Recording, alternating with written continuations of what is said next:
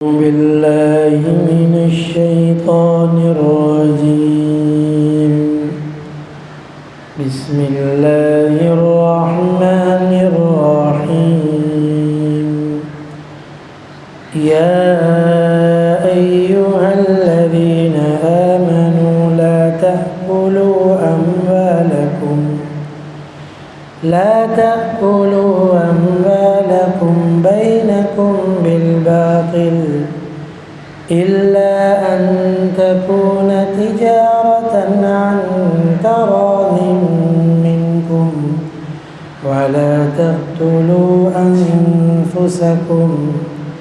إن الله كان بكم رحيما.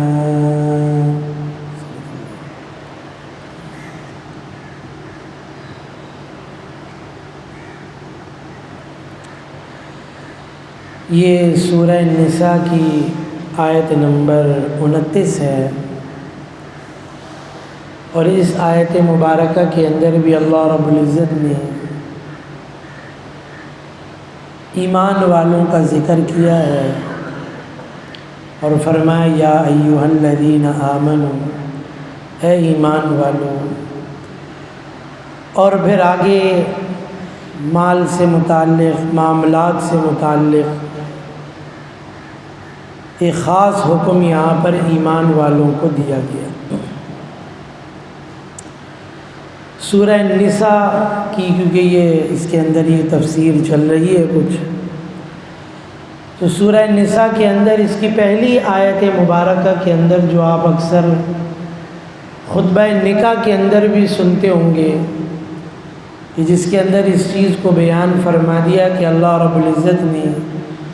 حضرت آدم و حوا سے علیہ السلام تمام انسانوں کو اللہ رب العزت نے پیدا کیا ہے،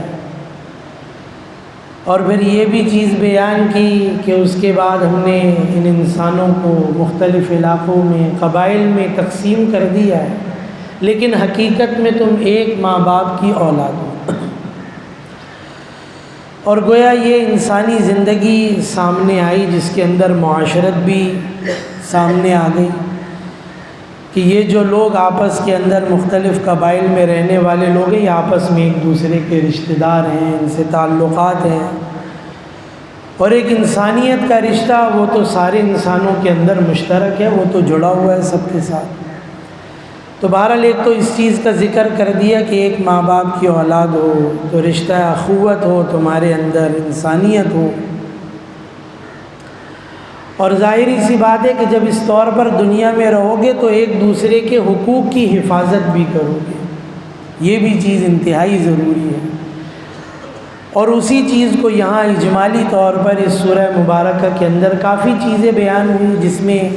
معاملات بھی نظر آتے ہیں اور معاشرت بھی نظر آتی ہے. اصل میں معاشرت، میں نے شاید پہلے بھی یہ بات عرض کی ہوگی، اور یہ آج کل کے زمانے میں عام سی بات ہے کہ معاشرت کی خرابی کی ایک بڑی وجہ معاملات ہوتی ہے. لین دین میں ہی خرابی ہوتی ہے، لین دین میں آپس کے معاملات میں کوئی مسئلہ ہوتا ہے تو اس کی وجہ سے لڑائی جھگڑے پیدا ہوتے ہیں، معاشرت خراب ہوتی ہے. آپس کے جو سگے رشتے ہوتے ہیں، بھائی بھائی کے، بھائی بہنوں کے، یا بہنوں کے آپس میں، وہ رشتے بھی خراب ہو جاتے ہیں. ایسے ہی دوستی ہے، تعلقات ہیں، وہ چیزیں بھی اس کے اندر خراب ہو جاتی ہیں جب معاملات خراب ہو جاتے ہیں. تو اس لیے یہ چیزیں گویا آپس میں جڑی ہوئی ہیں اس اعتبار سے. تو بہرحال یہ لوگوں کے حقوق کا تحفظ ہو، تو یتیموں سے متعلق احکامات بیان کیے، پھر عورتوں سے متعلق ان کے حقوق سے متعلق احکامات بیان کیے، پھر میراث سے متعلق احکامات بیان ہوئے اس کے اندر. یہ سب چیزیں اس اعتبار سے بڑی اہم ہیں، اور عورتوں کے، یتیموں کے، ان چیزوں کے مسائل، پھر میراث کے مسائل اس کے اندر، پھر اس کے ساتھ نکاح کو بھی بیان کر دیا اس کے اندر، کن عورتوں سے نکاح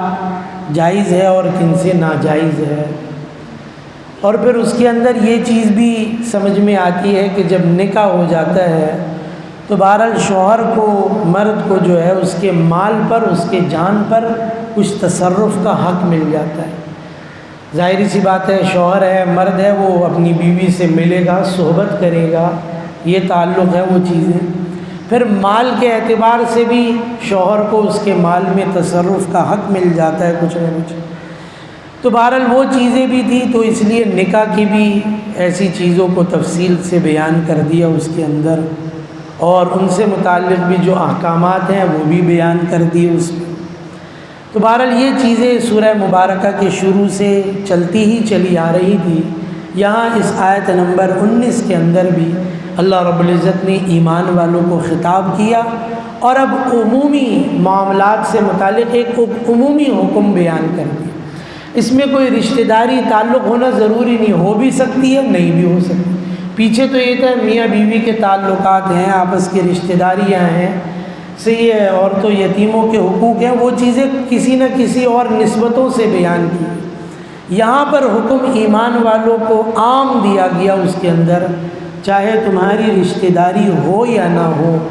اور ایمان والوں کو اس چیز کا پابند کیا گیا کہ تم ناجائز طریقے سے کسی کا مال نہ کھاؤ، اب چاہے وہ مسلمان ہو یا غیر مسلم۔ یہ بات نہیں ہے کہ مسلمان کا مال ناجائز طریقے سے نہ کھائے آدمی،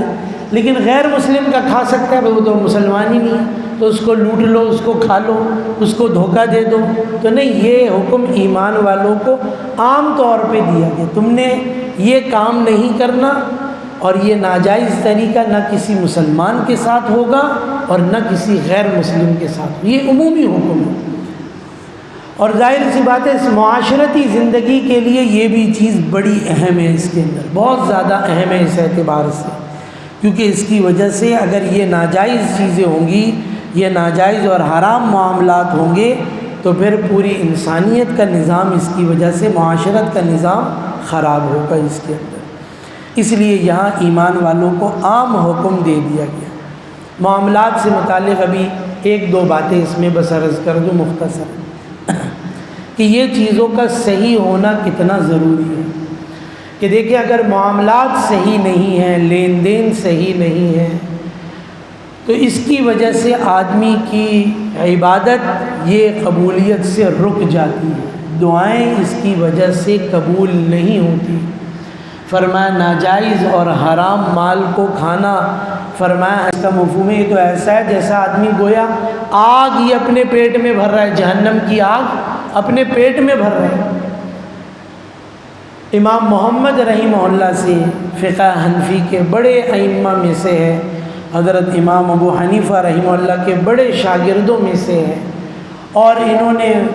قرآن و حدیث کے اعتبار سے بھی اور فقہ کے اعتبار سے بڑا کام کیا، بہت بڑا کام کیا، اور بہت سی کتابیں جو مسائل کے اوپر انہوں نے لکھی۔ یہ بھی چیز انتہائی ضروری ہے آدمی کو اس اعتبار سے بھی کہ صاحب نسبت بھی ہونا چاہیے۔ جو آدمی تنہا ہوتا ہے نا، کسی بڑے سے تعلق نہیں ہوتا، تو وہ رستے سے بھٹک جاتا ہے، اور ایسے بڑے بڑے صاحب علم لوگوں کو علم بہت تھا ان کے پاس، لیکن نسبت نہیں تھی، تو وہ رستوں سے بھٹک گئے، چلتے چلتے کہاں سے کہاں نکل گئے ان کو خود ہی پتہ نہیں چلا، اور بس اوقات ایسی گمراہی میں نکل گئے کہ ایمان سے بھی محروم ہو گئے، اس کے ان کو پتہ ہی نہیں چلا۔ صاحب نسبت بھی ہونا چاہیے، اور یہ چیز پہلے عام تھی بہرحال اس کے اندر، اس اعتبار سے۔ تو بہرحال میں یوں اس اعتبار سے کہہ رہا ہوں کہ ایک شخص نے امام محمد رحمہ اللہ سے کہا کہ آپ نے ویسے تو بڑی بڑی کتابیں لکھی ہیں، آپ نے تصوف پر کوئی کتاب نہیں لکھی، نسبت پر، شیخ سے تعلق ہے، اپنی اصلاح ہے، تزکیہ نفس ہے، آپ نے اس پر کوئی کتاب نہیں لکھی، اور فقہ پر تو بڑی بڑی کتابیں لکھی۔ امام محمد رحمہ اللہ نے فرمایا میں نے تصوف پر بھی کتاب لکھی۔ تو اس نے کہا بھئی آپ نے کون سی کتاب لکھی؟ تو انہوں نے فرمایا میں نے جو کتاب البیوع لکھی ہے نا، فقہ کے اندر معاملات کے اوپر جو حصہ ہوتا ہے، تو مسائل میں جو میں نے کتاب البیوع لکھی ہے وہ اصل میں کتاب تصوف ہی ہے۔ جس کے معاملات صحیح ہوں گے اس کی عبادات بھی صحیح ہوں گی، جس کے معاملات ہی خراب ہوں گے اس کی عبادات بھی، بظاہر وہ چاہے بڑا نمازی نظر آ رہا ہے اور بڑے سکون سے نماز پڑھتا ہوا نظر، ظاہر ہے جس کے پیچھے جو ہے اربوں خربوں کا حرام کا کام چل رہا ہے، تو تو وہ تو چین سے مسجد میں ہی بیٹھا ہوا پھر نظر آئے گا، اس کو باقی اور کوئی کام ویسے کرنے کی ضرورت ہی نہیں۔ اگر یعنی اس طور پہ دیکھیں اس اعتبار سے تو وہ چاہے لمبی لمبی نمازیں پڑھتا ہوا نظر آئے، قرآن کی تلاوت کرتا ہوا نظر آئے، اور بظاہر مسجدوں میں اس کے ڈیرے لگے وہ، لیکن حرام کام چل رہا ہے، تو فرمایا کہ پھر یہ چیزیں یوں قبول نہیں ہیں اس کے اندر۔ تو فرمایا کہ یہ کتاب البیوع اصل میں کتاب تصوف ہی ہے، اور میری یہ کتاب پڑھ کے جو اپنے معاملات کو صحیح کر لے گا اس کی عبادات بھی کیا ہو جائیں گی؟ صحیح ہو جائیں گی، پھر اس کی عبادات بھی قبول ہوں گی۔ تو بہرحال اس اعتبار سے یہ دیکھنے کی چیز ہے کہ یہ بہت زیادہ اہم ہے کہ ہمارے آپس کے معاملات کو صحیح کیا جائے، لین دین یہ صحیح اور حلال اور صحیح طریقے سے ہونا چاہیے، حرام اور ناجائز طریقے سے نہیں ہونا چاہیے، یہ چیز بہت زیادہ اہم ہے۔ ایک نقطہ اس میں آخری بیان کر دوں، فرمایا اموالکم بینکم، اس میں عام مفسرین کی یہی رائے ہے کہ ایک دوسرے کا مال ناجائز طریقے سے استعمال نہیں کرنا، حرام طریقے سے غلط طریقے سے ایک دوسرے کا مال استعمال نہیں کرنا۔ لیکن اس میں ابو حیان رحمہ اللہ نے ایک تفسیر اور بھی کی ہے کہ اپنے مال کا بھی ناجائز استعمال کرنا یہ بھی غلط ہے۔ ایک تو یہ اس آیت مبارکہ کے اندر یہ کہ ایک دوسرے کا مال ناجائز اور غلط طریقے سے حرام طریقے سے استعمال نہ کرو، اور اس میں ان کا کہنا یہ ہے، ابو حیان رحمہ اللہ کا یہ کہنا ہے کہ اپنا مال بھی چاہے حلال طریقے سے کمایا ہو، ناجائز طریقے سے استعمال کرنا اس کی اجازت نہیں ہے، یہ بھی پھر حرام ہے، یہ بھی پھر غلط ہے اس کے اندر۔ اس سے متعلق کچھ اور بھی باتیں انشاءاللہ آئندہ عرض کریں گے۔ جو کچھ پڑھا سنا اللہ رب العزت سمجھنے دی، قرآن کی تعلیمات پر عمل کرنے کی توفیق عطا فرمائے۔ الحمد